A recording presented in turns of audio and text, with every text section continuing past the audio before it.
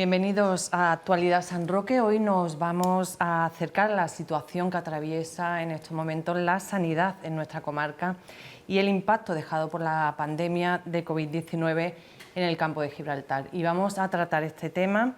Lo vamos a hacer gracias a los delegados sindicales del Sindicato de Enfermería SATSE en el distrito del campo de Gibraltar. Por un lado tenemos al delegado sindical del área oeste, que comprende las localidades de Algeciras, Los Barrios y Tarifa, José María Rosano. Muchísimas gracias por acompañarnos. Buenos días. Y también tenemos al delegado del área este, que incluye la línea San Roque, Jimena, Castellar y Tesorillo, Joaquín Arroyo. También muchas gracias por acompañarnos. A ustedes.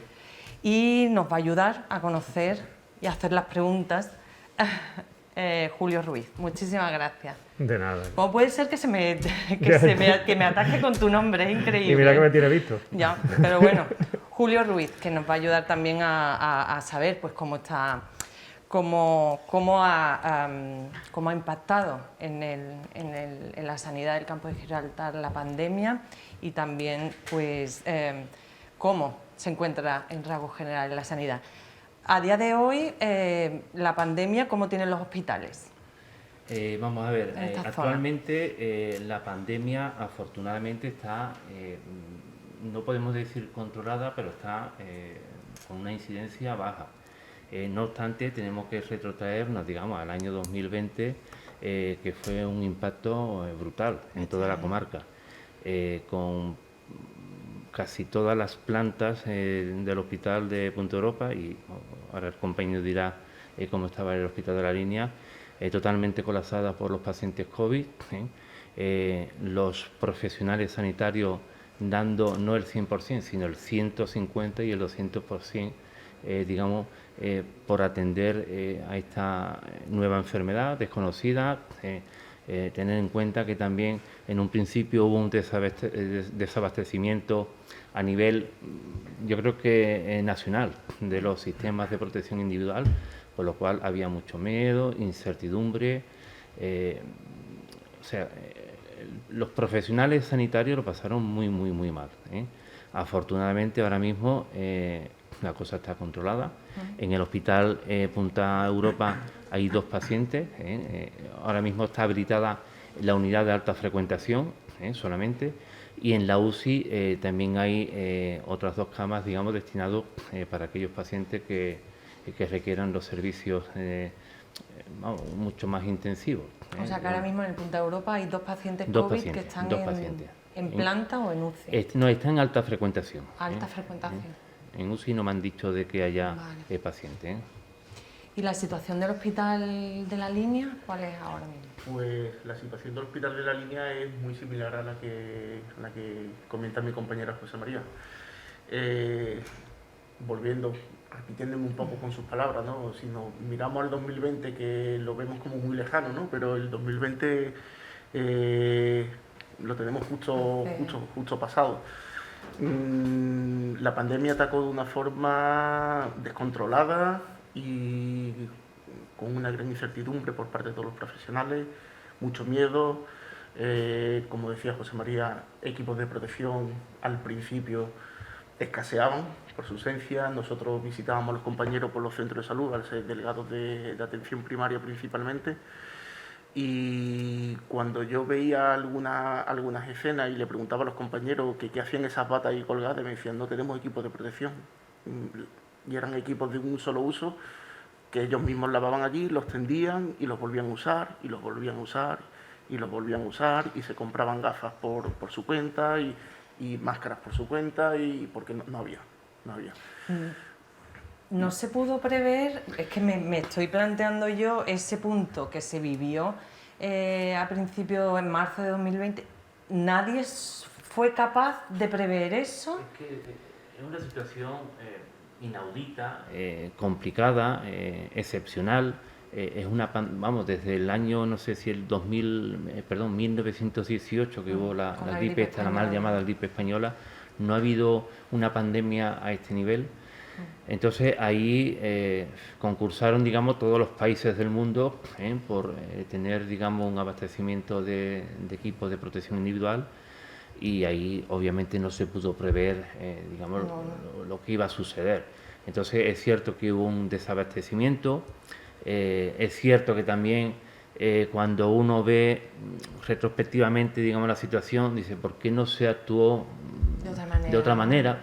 Lo que pasa es que eso ya toro pasado es difícil. No. Y además viendo que actualmente con el tema de la globalización, una cosa que ocurra en un país automáticamente a las pocas horas se expande por el resto del mundo. De hecho, aquí los primeros casos, si no recuerdo mal, no sé si fueron en febrero o en marzo, un caso detectado, pero después con autopsias que se han hecho con posterioridad, ya el virus estaba circulando hace mucho tiempo. Y eso igual que en China. En China vete a saber cuándo empezó eso. Entonces es muy difícil de prever. No he dejado acabar a Joaquín de contarnos cuál es la situación en el hospital. No, de la línea. Bueno, actualmente, como se suele decir, y toquemos madera, ¿no? La situación, como comentaba José María, no está controlada porque realmente esta pandemia, este virus, no tenemos la capacidad a día de hoy de poderlo controlar, sino podemos sustituirlo, el controlar, por contener, por prevenir, por intentar que sea lo menos dañino posible. Y en el Hospital de la Línea, hace pocos minutos de empezar ahora con ustedes, he preguntado y ahora mismo hay 0 pacientes. 0 pacientes por COVID. Bueno, la verdad es que da alegría escuchar esta incidencia. Hombre, da alegría esta contención. Porque la verdad que la tercera ola fue brutal. Fue dramática. Estamos hablando de la ola de Navidades. No, esta Navidad fue la quinta. Esta fue la quinta. Esta última fue la quinta ola. Esto es como un tsunami. Esto viene ya vamos perdiendo hasta el control. Fue brutal. Llegabas a la planta destinada a pacientes COVID y era desolador ver lo que veías. Y detrás de esos equipos de protección que tenían los profesionales, que solo se les podía ver a la distancia y los ojitos, tú conoces a esos profesionales de hace tiempo y tú le veías en la expresión de la cara que no... Que aquello no iba bien. Que aquello no... que estaban sufriendo, lo estaban pasando mal. Y se iban luego a sus casas y desafortunadamente se llevaban esos problemas para allá, porque aunque se suele decir que, bueno, vamos a hablar por enfermería, ya que somos nosotros enfermeros, suelen decir que somos de otra pasta, que tenemos la capacidad de no llevarnos los problemas a casa, etcétera, etcétera, pero cuando ves una situación como la que se vivió, es imposible olvidarte. Es imposible dejar la mochila emocional en el trabajo, ¿no? Y no llevártela a casa. Imposible. Llegabas a la UCI, el personal totalmente desencajado, sin saber por dónde ir. Desbordado de trabajo, sin camas libres, avisando que tenían que habilitar de alguna manera cama u otro servicio para poder meter a más pacientes. Un estrés, una preocupación, y eso es imposible de salir de la puerta del hospital y olvidarte. Imposible. De esas secuelas vamos a hablar después, ¿no? Porque Julio... No, yo quería, bueno, lo primero yo quería agradecer en mi nombre y utilizando a vosotros como portavoces de, en este caso, de todo el sector sanitario, pues la labor que habéis hecho todos los sanitarios, que eso es impagable, porque yo sé que se ha dicho muchas veces, pero yo no me canso de repetirlo. O sea, esto no se puede pagar con ningún salario. El sacrificio al que habéis estado sometidos y la falta de responsabilidad de algunos, desde abajo hasta arriba, pues vosotros habéis sido los principales, ¿cómo diríamos?, los que lo llevaban más de cerca. Bueno, antes estábamos hablando de que no se podía prever. Es cierto que uno no puede prever cuando haya una pandemia. Lo único que a lo mejor ese desabastecimiento del primer momento, sobre todo de equipos de estos de protección, se podría haber remediado si no se hubiera desmantelado la reserva esta estratégica, ¿no? que funcionaba, o sea, que funcionó durante unos años, pero luego con la crisis, porque por lo menos hubieran habido por lo menos unos cuantos EPI para tirar para el principio. Yo realmente no desconozco cuáles son ese plan estratégico. Bueno, en tiempo de Zapatero se hizo una cosa que era la reserva estratégica para, en un caso Sí. grave, pues tener alguna, por lo menos para el primer impacto pararlo. Pero claro, llegó la crisis, la reserva estratégica no se renovó y obviamente las mascarillas caducan y ya no... Sí. De todas formas, esto es una inversión pequeña, digamos, lo que son los equipos de protección individual, es una inversión pequeña para el beneficio que eso Claro, tiene. es que eso es. Ya siendo puramente estadista, ¿no? Es decir, una baja de un compañero, ya digo baja, porque ya si hablamos de otra cosa, es que ya ni se puede pensar, ¿no? Pero una baja de un compañero, eso es un dineral, eso es un dineral. Entonces es necesario de tener tú, hombre, yo creo que ya Hemos las aprendido. autoridades sanitarias habrán aprendido y yo me consta de que tienen, digamos ahí, una reserva, digamos, por si, yo qué sé, con los problemas que habrá de abastecimiento y con los problemas que pueda conllevar, hay una reserva ahí para tirar de ella en caso de necesidad. Lo que sí a mí me gustaría, un inciso, ¿vale? Aprovechando, digamos, esta plataforma, es insistir a la gente de que falsamente creemos que esto ha pasado. La gente ahora mismo cree que con las incidencias que está viendo, que está una incidencia bajita, la cosa ha pasado. Y entonces Hay que mantener esa hay que alerta, ¿no? mantener las normas de seguridad, de distanciamiento.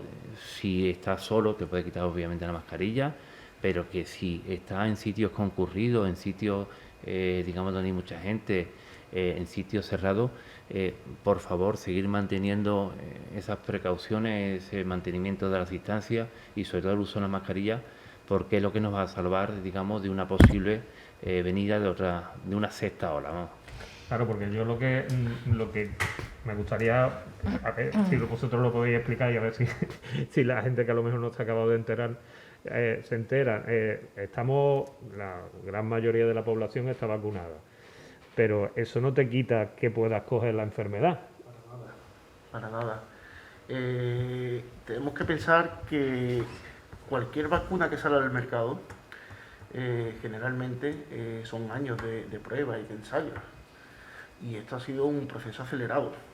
Es verdad que por otra parte se ha invertido bastante dinero en ella para poder acelerar esa investigación, pero hay mucha gente que tiene erróneamente el concepto de que la vacuna es la panacea y de que la vacuna ya nos salva.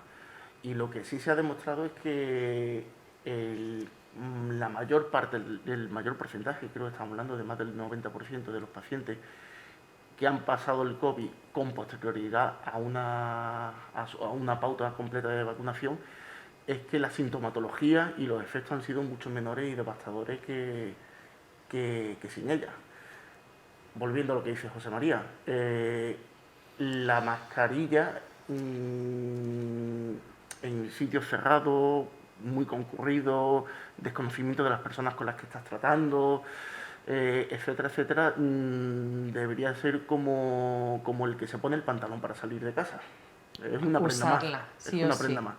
Porque la vacuna está muy bien, se está viendo que los resultados de la vacuna están siendo bastante positivos, pero es un eslabón más en la cadena que hay que formar para poder prevenir la propagación del virus. ¿Y cuál sería ya el eslabón definitivo para conseguir esto? ¿Una medicación? Eso lo tienen los científicos, nosotros. No, ya, pero quiero decir que antes lo estábamos comentando, ¿no? Que hasta que no exista una medicación contrastada y comprobada que pueda frenar este virus, no hay nada que hacer. Claro, hombre, hasta que este virus no se convierta en un virus normal, como hay tantísimo, que la afectación no sea tan devastadora como está siendo hasta ahora, pues tendremos que convivir con él y tener las medidas de precaución y el miedo. Bueno, ya no miedo, pero sí el respeto, porque miedo no me gusta a mí esa palabra, pero sí el respeto, digamos, que hay que tenerle. Lo de usar la mascarilla, lo de seguir manteniendo todas las medidas de seguridad, pero es que yo creo que la sociedad estaba tan agobiada que al final ha sido como un poco de liberación, que tenemos que mantener esa idea de vamos a seguir cuidándonos, vamos a seguir manteniendo las medidas de protección, pero es que yo creo que la gente estaba tan agobiada y tan presionada que lo de las pautas de vacunación fue como Bueno, vamos a intentar vivir, ¿sabes? Sin miedo, porque Sí, ha sí. dicho miedo. Vamos a seguir con el respeto, pero ese miedo, ¿sabes? Esos meses de confinamiento, de estar encerrado, yo creo que la gente al final está intentando, ¿no? Que yo sigo abogando por mascarilla, por todo, por todas esas medidas, pero que la gente necesitaba un poco de relajación, ¿sabes? Es decir, vamos a relajarnos un poco porque no se puede mantener esa presión en una sociedad con ese miedo, que es terrible lo que nos ha pasado, pero que la gente está como, ¿no? Un poco... Es cierto y estoy de acuerdo al 100%. Yo creo que los meses de confinamiento extremo que tuvimos en su día al Muy principio, duro. entre marzo y todos estos meses, que hasta que nos dejaban salir esa horita al día, que nos parecía, ahora lo nos vemos, parecía un sí. día, ¿no? Yo me acuerdo de mi hija pequeña, ¿no? Me decía, pero de verdad que podemos salir una hora, ¿no? Y tú la mirabas y te daba pena, ¿no? Porque tú decías, pobrecita, que tiene miedo a salir porque... Y es una horita que... Pero bueno, es verdad que tenemos que seguir viviendo. La vida continúa. Y hay que mirar para atrás. Yo siempre soy de los que piensan que hay que mirar para atrás para acordarse de los buenos momentos, no de los malos. Pero no nos tenemos que olvidar de lo que hemos pasado. Sí. Intentar aprender de ello y, como decía José María, ser prudentes y precavidos, responsables y seguir viviendo, porque yo, de hecho, personalmente, yo hablo ya a título personal, yo hago casi las mismas cosas con mascarilla que sin mascarilla. Ya la hemos adaptado a nuestra vida diaria, ya la hemos asumido. Aquí tenemos que ser un poquito como es la cultura japonesa. Allí es muy habitual ver a la gente con mascarilla. No solamente... Prepandemia, ¿no? En la época prepandémica. Nos mirábamos extrañados antes. Sí, Muchísima gente. Allí hay una cultura de respeto y allí la gente, cuando tienen cualquier proceso gripal, cualquier cosa, se pone una mascarilla para protegerse también de los contaminantes ambientales. Y entonces, pues, ahora mismo no queda otra cosa. Ahora mismo es protección, protección y protección, aparte de vacunación, obviamente. Y volviendo, sin dejar el tema del COVID, pero yo querría ya pasar a la situación actual. La noticia más, como diríamos, más relevante respecto a la sanidad ha sido el despido. Yo no sé cómo llamarlo, despido, no renovación. No es despido, es una no renovación. Vamos a ver, el presidente de la comunidad autónoma, ¿vale?, de aquí de Andalucía, Juan Manuel Moreno Bonilla, este señor proclamó ante el Parlamento andaluz que se iban a mantener los 20.000 profesionales que habían dado el 100%, no, sino el 200% durante la pandemia, que se ha pasado muy mal, muchos miedos, mucha incertidumbre, mucha inseguridad, desgraciadamente muchos compañeros que han fallecido. Y él dijo que no se iba a caer nadie se iba a caer de los 20.000. Sin embargo, ha mentido, y no una vez, sino 8.000 veces, uno por cada de los contratos que no ha renovado, porque él dijo solemnemente de que no se iba a caer. Sin embargo, ahora mismo han hecho cuenta y dicen que sobran 8.000 profesionales sanitarios. Entonces, nosotros históricamente venimos reclamando un aumento de la plantilla. En este caso nosotros de enfermería, obviamente, porque son el colectivo que nosotros representamos, tanto en atención primaria como atención hospitalaria. Todo ello con el fin de ofrecer una mejor calidad y cuidado sanitario a lo que es la población. Entonces, pues este hombre pues no ha cumplido con su promesa. Con su palabra. ¿Tenemos las cifras de cuántos despidos están aquí en el campo de Gibraltar? No, yo no tengo ahora mismo, esas cantidades. Pero vamos a ver, en líneas generales lo que no se han venido a renovar es un 45% de la dotación de personal que había. Es verdad que en primaria, eso también hay que reconocer, se ha reforzado un poquito. Se ha reforzado porque están metiendo cada vez una serie de programas, como es la consulta de acogida, que después ya hablaremos. Entonces, en primaria sí se ha reforzado algo, pero lo que es el hospital lo han desmantelado totalmente. ¿Y en qué se refleja ese desmantelamiento? ¿En los Bueno, hospitales? me refiero Sí, en relación en- con la no renovación Con de el, estos con el personal de contratos. refuerzo. ¿En qué se traduce eso en un hospital? En la no renovación de ese 45%. Hombre, yo sé que últimamente, por ejemplo, en el caso del Hospital de la Línea, creo que es reumatólogo, ¿no? O en el de Algeciras dice que está faltando, y que me imagino que también faltarán en el tema de gente, trabajadores de enfermería, celadores, todo, ¿no? Porque estamos hablando sanitario en general. Sí, en general. Aquí es que históricamente aquí en el campo de Gibraltar ha habido una escasez endémica ¿Qué es? de Luego profesionales eso unido, de exactamente. facultativos especialistas, ¿no? Ha habido una escasez por muchos motivos. Eso sigue, ¿eh? Lo único es que el problema de la no renovación de esos contratos en atención hospitalaria es que todos aquellos listas de espera, todo aquello que se ha demorado, que es muchísimo, durante desde que Casi 2 surgió, años. desde marzo del 2020 hasta ahora, que sigue habiendo recortes en las listas de espera, es que eso es impresionante lo que hay. Con ese personal se podría haber facilitado que eso se hubiese disminuido, y atendiendo también a que muchos profesionales que no han renovado pues habrán optado a irse a otras comunidades autónomas o incluso a otros países, porque yo conozco a gente que se han ido a Suecia, Suecia, Inglaterra, otros países, Alemania. En caso de que venga ahora una nueva ola, ¿Qué hacemos? ¿qué hacemos?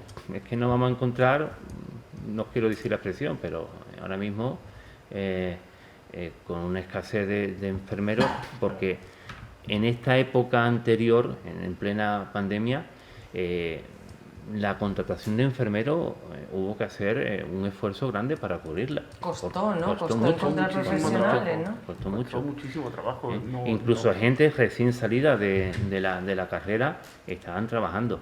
Entonces, si ahora, digamos, estas personas que no han ido renovando han optado por irse a buscarse, digamos, las En otro habichuelas país. a otro sitio, en caso de que venga una incidencia, que suba la incidencia y suban los ingresos, pues nos A los ver, vamos a ¿de dónde ver y nos los tiramos vamos a de desear profesionales? para que se contraten gente. Que aquí en la comarca además tenemos también esa colonia británica, Gibraltar, que también está tirando de muchos profesionales de la enfermería y de medicina de aquí, ¿no? Que tampoco hace falta que se vayan a Suecia, Inglaterra o lo que sea, pero No hace falta que se vayan, no Exactamente. hace falta que se vayan muy lejos. Nuestros vecinos, por decirlo de alguna manera, no los roban. tiran mucho de... Y no es robar, simplemente es cubrir sus necesidades. Exactamente. También hablando de otros países europeos, de nuestro entorno, como puede ser Gibraltar, que lo tenemos aquí al lado, o cualquier otro país de nuestro entorno de la Unión Europea, tienen una plantilla de profesionales mucho más amplia que lo que tenemos en O sea, España. que apuestan mucho más por esa ampliación de plantilla y por mantenerla, ¿no? Sí. Ellos abogan por tener una plantilla amplia para cualquier eventualidad que pueda ocurrir, cualquier problema o cualquier crisis. Después de lo que hemos pasado, Sociosanitaria, como exactamente. hemos pasado recientemente, tener las espaldas totalmente cubiertas, porque ellos basan que uno de los pilares básicos de una sociedad, de un país desarrollado, es una sanidad pública potente. Fuerte. Decir que nosotros, justo antes de la pandemia, en el 2018-19, no recuerdo, 19. promovimos una ley de seguridad del paciente mediante una iniciativa legislativa popular.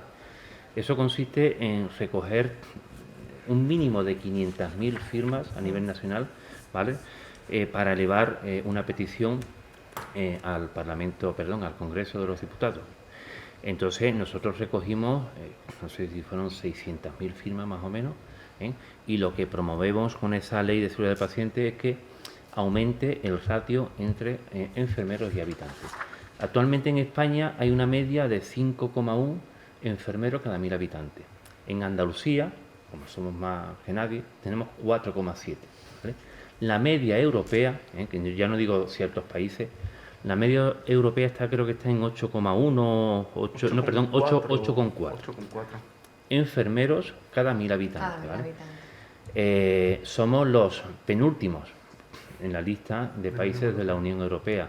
Por debajo nuestra solamente está Grecia, ¿vale? En relación habitantes. La media enfermeros. europea nos dobla en Andalucía. Claro, cuatro con sí, algo, sí, ocho con totalmente. algo. O sea, Lo ellos que es la tienen media el nos doble dobla. de enfermeros Totalmente. por Y ya si nos cada vamos a habitante. otros países como Suecia, Eso Finlandia, ya. ya tienen 17, 18 15, 16, enfermeros por 17. cada 1000 habitantes. Entonces, tampoco pedimos eso, ¿no? Pero Pero que igualarnos un poco, Sí. ¿no? Entonces, Esa- esa iniciativa fue aceptada en el Parlamento, entonces pasó a su tramitación y de forma sorprendente y de forma reiterada hay un partido a nivel nacional, que es el Partido Popular, que está bloqueando en la tramitación El de esa desarrollo ley. de la tramitación. Exacto. Sí. Lleva, si no recuerdo mal, 19 aplazamientos, ¿vale? Una normativa que, hombre, el sindicato nosotros vemos prioritaria, porque en esta pandemia se nos han visto las costuras. Nosotros tenemos una atención sanitaria muy buena, es universal, muy buena, pero no por el número de personal sanitario que hay por cada 1000 habitantes, sino por los profesionales que hay, que lo dan todo. Entonces, esas deficiencias se han visto paliadas y disimuladas por la actuación de los sanitarios a nivel, vamos, aquí en este caso a nivel andaluz.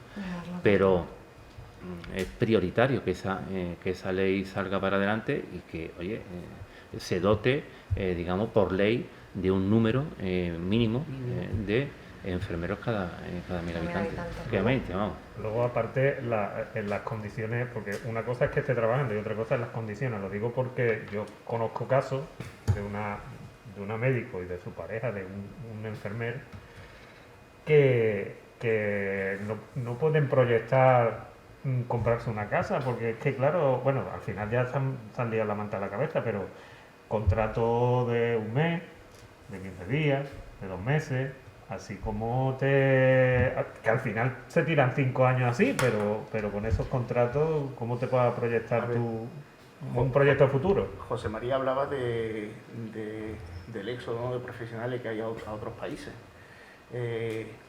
Yo fui uno de ellos. Yo soy de Málaga y yo tuve que coger las maletas. ¿A dónde? Yo, bueno, he dado unas cuantas vueltas. Primero me fui a Castellón, de Castellón al Reino Unido. En el Reino Unido estuve 3 años, de ahí me fui a nuestro vecino de Gibraltar, de ahí me fui a La Línea, Estepona. O sea, recorrido... Ceuta estuve 10 años y desde el 2017 llevo ya aquí. Y eso es lo normal, y eso puede llegar a ser lo normal. Eso, a ver, el que no se mueve no trabaja. Vale. Por lo menos cuando yo terminé, trabajabas un mes o un mes y medio en verano y ya olvídate hasta el verano siguiente. Vale. Entonces, pues, al final hay un éxodo de profesionales y en mi época fuimos muchísimos, vamos, me acuerdo que fletaban aviones completos de enfermeros españoles, íbamos ya con contrato y un convenio que hubo entre gobiernos.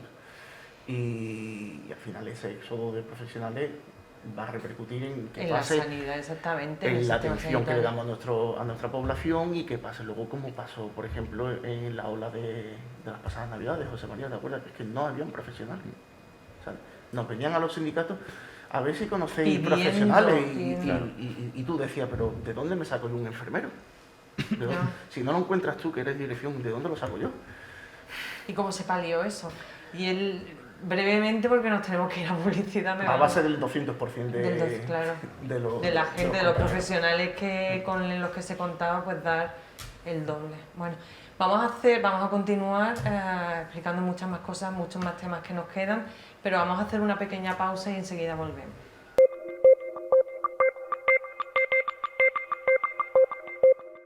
Retomamos Actualidad San Roque, estamos hablando del estado de la sanidad pública, de esos 2 hospitales con los que contamos en el campo de Gibraltar, y Julio Ruiz me pedía que quería hacer una pregunta. No, vamos a ver, antes estaba hablando de que se le han llegado a pedir a ustedes que buscaran profesionales para cubrir en ese momento tan malo de la ola esta de Navidad o de los primeros meses de este año 2021. Aparte de que sería difícil encontrarlo porque está en una situación puntual en general, en una época pre-COVID, también había problemas para encontrar personal y me gustaría saber si existe alguna razón objetiva que no quería venir al campo de Gibraltar. Yo no sé si eso pasa en la enfermería, pero en la medicina, vamos, entre los médicos sí pasa, que hay personal que, bueno, pasa en la medicina, pasa en las fuerzas y cuerpos de seguridad del Estado y pasa en, yo qué sé, hasta en funcionarios, hasta en la Universidad de Cádiz. ¿Prefieren estar destinados en Cádiz o en otro sitio a estar destinados en el campo de Gibraltar? ¿Qué pasa aquí en el campo de Gibraltar? ¿Eso ocurre también en la enfermería o es solo...? En la enfermería no ocurre tanto porque afortunadamente hay una bolsa de empleo que es bastante amplia. Si nos vamos a unos años atrás, unos cuantos, es verdad que muchísima gente no querían venir aquí, preferían quedarse en las capitales, Cádiz, Sevilla, Jerez. ¿Pero eso pasaba en otras provincias? No, hay ahora mismo zonas, digamos, que son de difícil cobertura, razones múltiples, entonces hacen que los profesionales, fundamentalmente afecta a los médicos, fundamentalmente a los médicos, no quieren venir aquí. ¿Por qué? Porque su proyección profesional es mucho mayor si se va a una gran ciudad, a un hospital mayor, con más importancia, que tiene, digamos, más desarrollo profesional que este. También no dejamos de pensar que también la situación muchas veces, que sale tantas veces en la prensa, esta zona, por desgracia, solamente se ve lo negativo, no se ve el personal que hay aquí, la población, que solamente se centran en lo negativo. Entonces también son muchísimos factores los que hay. Lo único es que lo que yo no entiendo es cómo desde la administración autonómica y a nivel nacional no se promueve un aumento en la plantilla, digamos, de acceso de los futuros médicos al plan universitario. Ahora mismo, para estudiar medicina es una odisea, tiene que tener casi un 14, sobre 14 en la selectividad. Entonces, ahora mismo hay una falta de médicos, bueno, pues promover el que se aumenten el número de estudiantes de medicina. No entiendo por qué. Vamos a ver eso, las estadísticas que tienen el Ministerio de Sanidad con respecto, digamos, a la futura jubilación con el llamado baby boom, que son muchísimos profesionales. Todo eso tiene que tener unas estadísticas y saber que si se te van a ir X médicos, tú eso lo tienes que suplir. Y la única forma de suplirlo ahora, mucha gente dice aumentar digamos, las retribuciones, aumentar, digamos, sí, retribuciones, desarrollo, para que gente que vengan de otro país, que se han ido a otro país, vuelvan. Pero yo creo que eso no es suficiente. Lo que hay que promover es que, vamos, es lo que yo entiendo, lo que pienso, aumentar el número, digamos, de plazas universitarias y consiguientemente para hacer después ofertada por el MIR y que de esa forma haya mayor número de profesionales. Yo me acuerdo, yo salí como enfermero en el año 91. 91 era la inversa, faltaban enfermeros y sobraban médicos. A partir de esa fecha se puso un número clausus, digamos, en las universidades y se fueron decreciendo, digamos, el acceso a la carrera de medicina, de aquellos polvos y estos lodos. Y esa situación se debería revertir para eso. Hombre, yo creo que se tiene que revertir. Ustedes, organizaciones como su sindicato, ha advertido de un riesgo de desmantelamiento de la sanidad pública. Eso, en este caso no, porque de lo que estaba hablando, porque son médicos, estos pueden ir a la privada o a la pública, pero ¿qué es lo que se ha hecho para, a lo mejor para privilegiar a la sanidad privada frente a la pública? Porque al final todo el mundo queremos la sanidad pública, pero a la hora de votar, lo que antes estaba diciendo que, bueno, no es por posicionarme, pero estaba diciendo que el PP estaba frenando una medida que también beneficia a la sanidad pública. Entonces, no sé, no entiendo. ¿Qué es lo que se busca con estas políticas? Vamos a ver, en el momento en que el usuario tiene una dificultad para acceder al sistema sanitario público andaluz, ahí ya está promoviendo el que la gente se hagan seguros privados. Si tú, para atenderte una patología traumatológica o cualquier índole, tardas X meses, la gente quiere, digamos, soluciones ya, pronto. Entonces, la escasez de, digamos, de profesionales, y más ahora con el tema de la post-pandemia, ¿no? En la pandemia en la que estamos, que se está retrasando todas las consultas, eso está promoviendo el que se contraten la gente los seguros privados. Los seguros privados, tú coges una cita y en el plazo de pocos días tienes tu consulta tienes tu consulta, tu atención. tu prueba. Sí. Entonces, aquí lo que promovemos, obviamente, es un aumento de la plantilla de todos los profesionales sanitarios.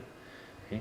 Y que no se deriven tantas intervenciones A la privada, a la exacto. privada. Hacen falta recursos humanos y materiales En la pública. en el sector En el público, sector. porque la verdad que no entendemos que, como dice José María, ¿no? que se deriven tantos pacientes a la sanidad privada para exploraciones y hacerle pruebas. El por qué se derivan, pues mayormente porque no hay recursos materiales en todos los hospitales para ello.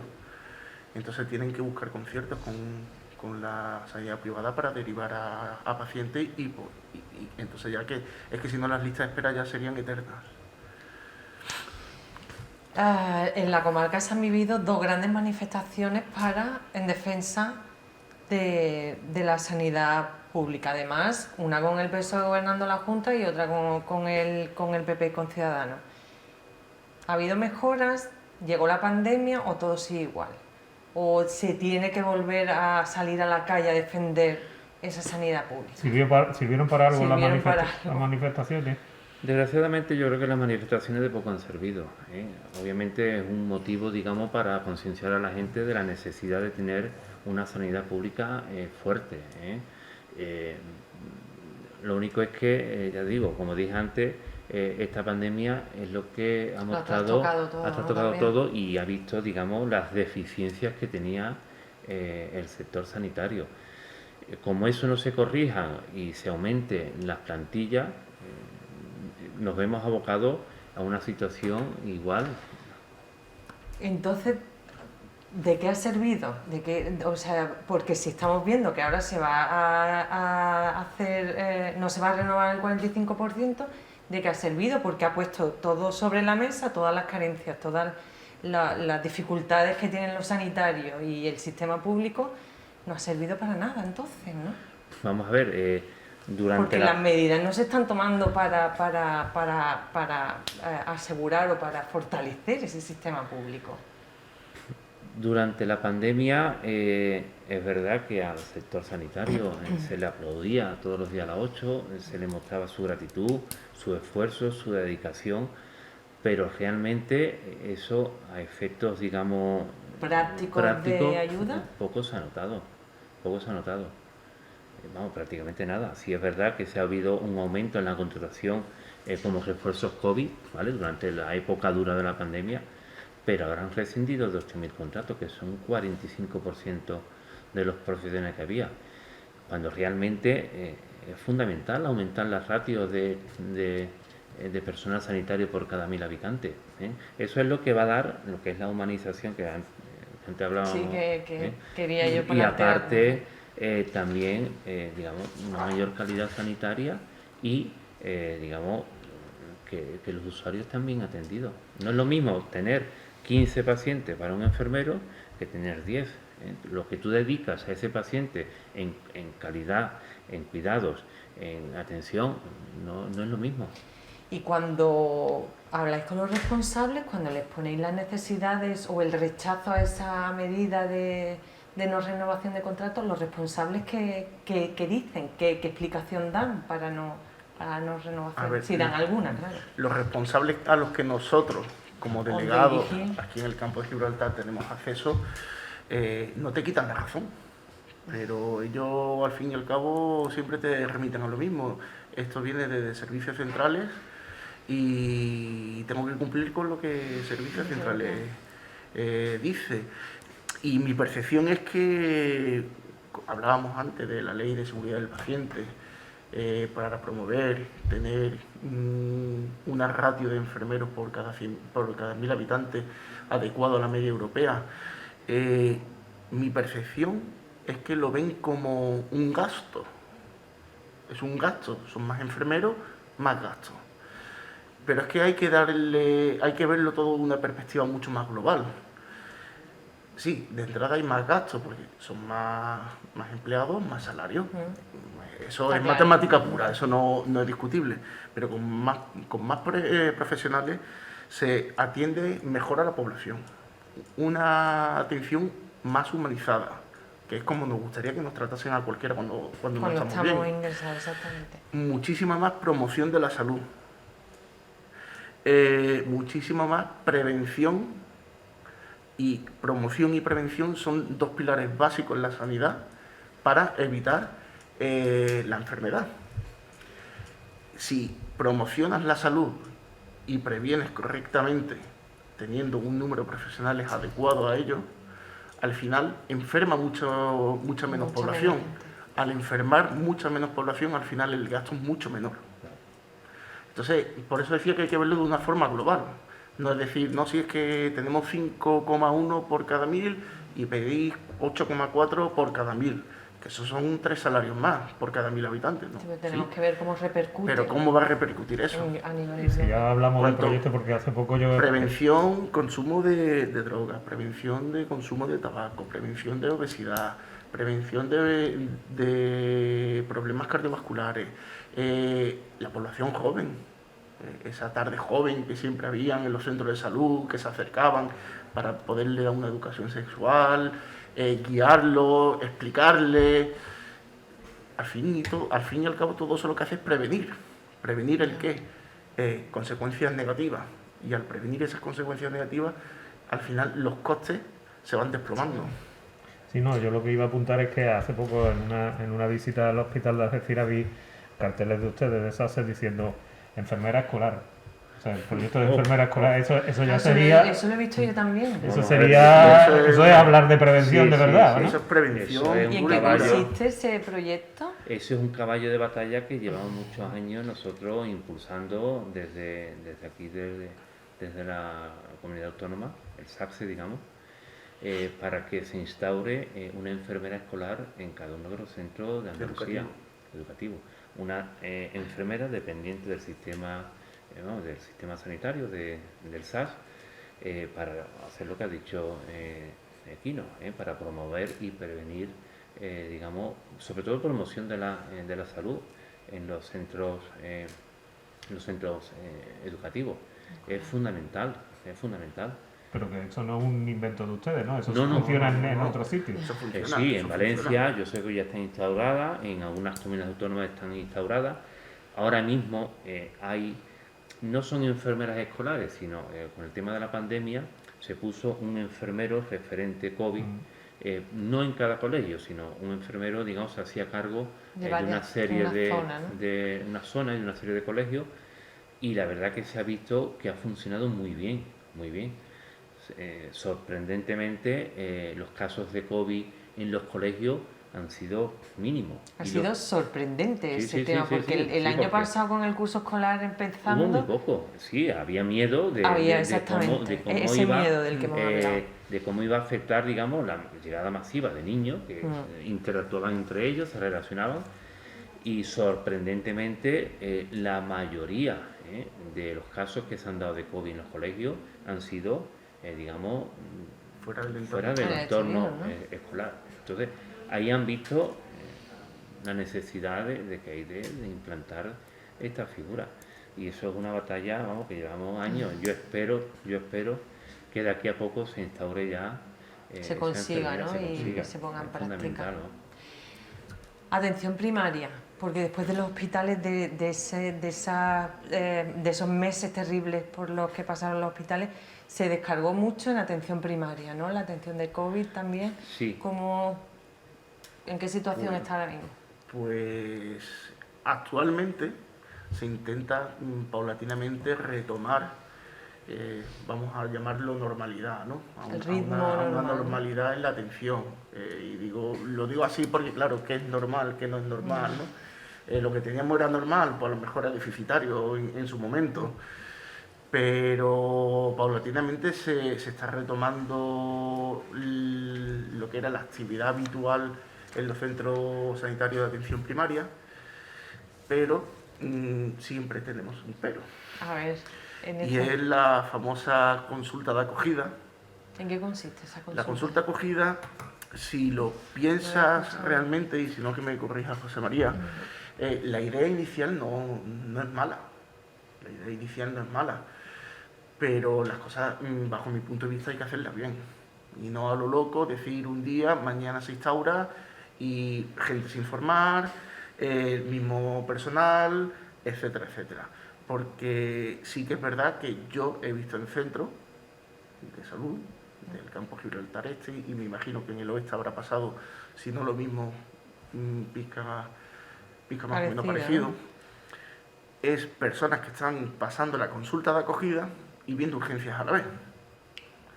¿Pero qué es la consulta de acogida? La consulta acogida es como, para que la población así lo pueda entender un poco, es como un filtro a la hora de llegar el usuario al centro de salud.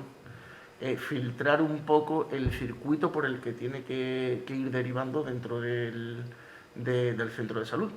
Vale. O en su caso, ser derivado a atención especializada, al hospital. Entonces, como un filtro. Entonces, por eso yo digo que originalmente la idea no me parece mal. Así Pero si no- se le suma eso, lo de urgencias... Pero ya, primero hay que hacerlo correctamente. Que el programa informático esté totalmente preparado, porque yo esta semana he encontrado deficiencias en el sistema informático. Hablaban de 18 procesos y el otro día, pues, antes de ayer, contándolo con una compañera, pues creo que eran 9 o 10 procesos los que aparecían. O sea, faltaban procesos ya de entrada de los que O sea, están que instaurados. ya no contabais con las herramientas... Luego, no todo el personal se ha formado ni en tiempo ni en forma. Y si para colmo yo estoy pasando la consulta de acogida y a la vez estoy atendiendo urgencia, estoy viendo 2 consultas en una. Y eso no puede ser. Eso no puede ser, porque Son dos cosas claro, distintas. si yo voy al hospital, al servicio de urgencia en el hospital, y me pasan por lo que podríamos decir que es similar o que se asemeja a lo que es la consulta acogida en el centro de salud, pasamos por triaje.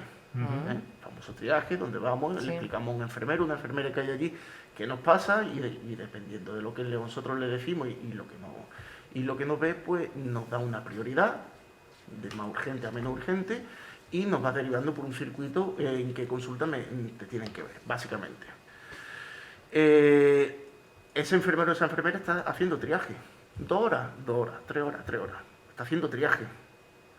No está haciendo triaje y atendiendo a pacientes urgencias, inyectables, puntos de sutura, etcétera, etcétera, etcétera. Está haciendo su trabajo como debe de hacerlo. No puede estar, como se suele decir coloquialmente, ¿no?, entre Pinto y Valdemoro.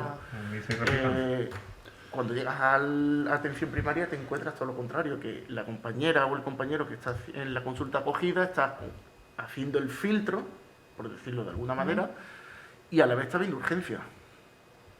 Y entonces, pues al final los ves desbordados.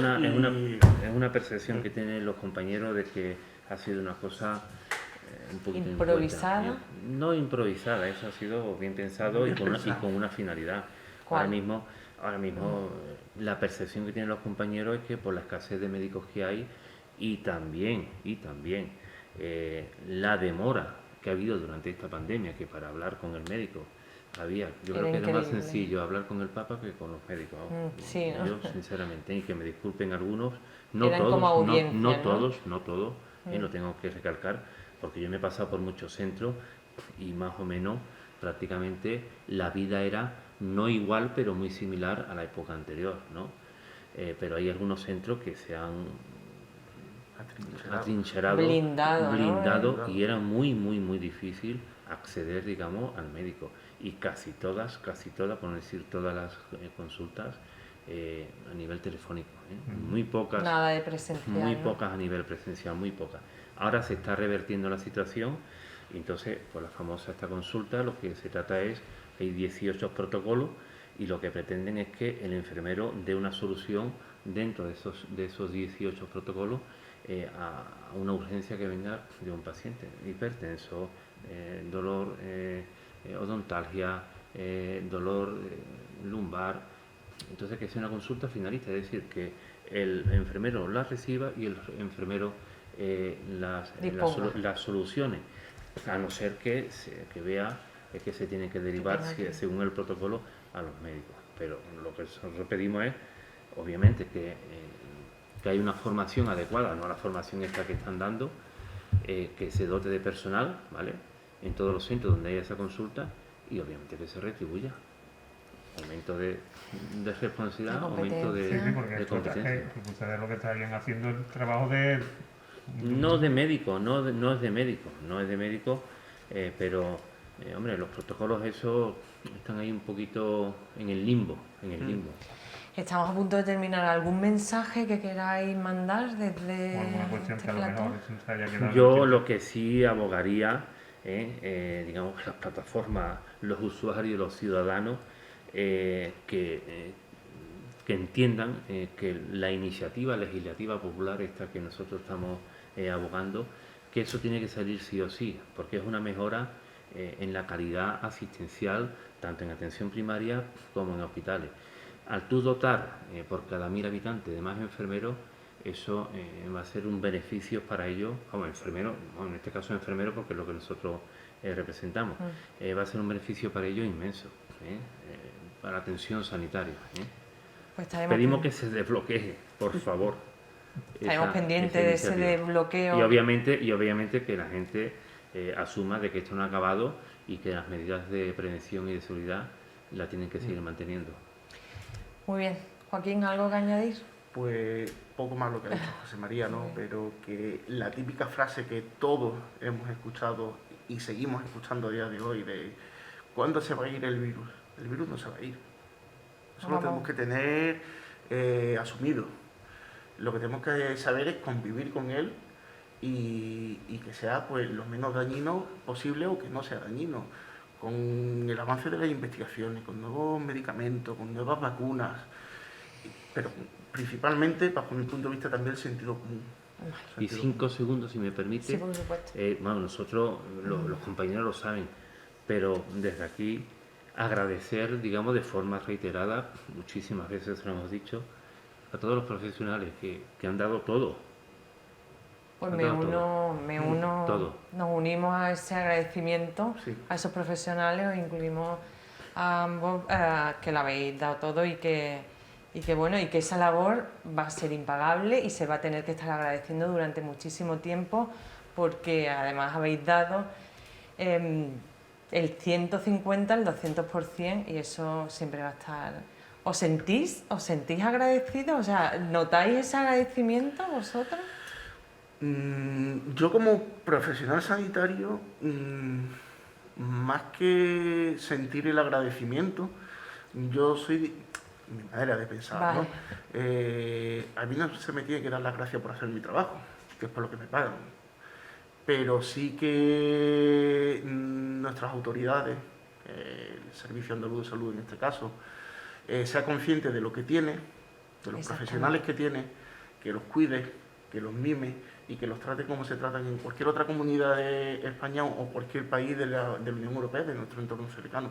A mí un paciente, yo soy enfermero especialista en obstetricia, soy matrón, y yo me acuerdo cuando estaba en mi práctica clínica y la pareja terminaba el parto y era todo bonito y precioso y te daban las gracias y yo siempre se lo decía, no me tenéis que dar las gracias, si es que es mi trabajo, me pagan por ello.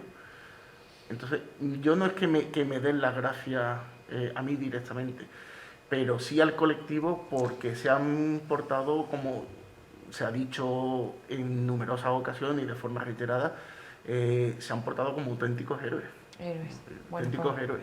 Que os reconozcan vuestro trabajo, que lo valoren y que eso se vea traducido en muchas medidas para que podáis... En mi caso yo lo veo más que por parte de la población, como nos lo demostraban en en ese confinamiento extremo que tuvimos a las 8 de la tarde, dando aplausos por todos los profesionales y que estaban en el día a día y pasándolo mal y contagiándose de la enfermedad, etcétera, etcétera, más que la población, que también se agradece.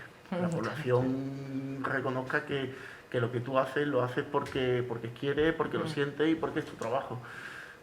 Pero que sobre todo Autoridades las y autoridades que aprendan de todos los errores, porque evidentemente se aprende. En esta vida generalmente aprendemos de errores. Y que aprendan y que cuiden y mimen a sus profesionales, es que no es más. Esperemos que llegue ese momento.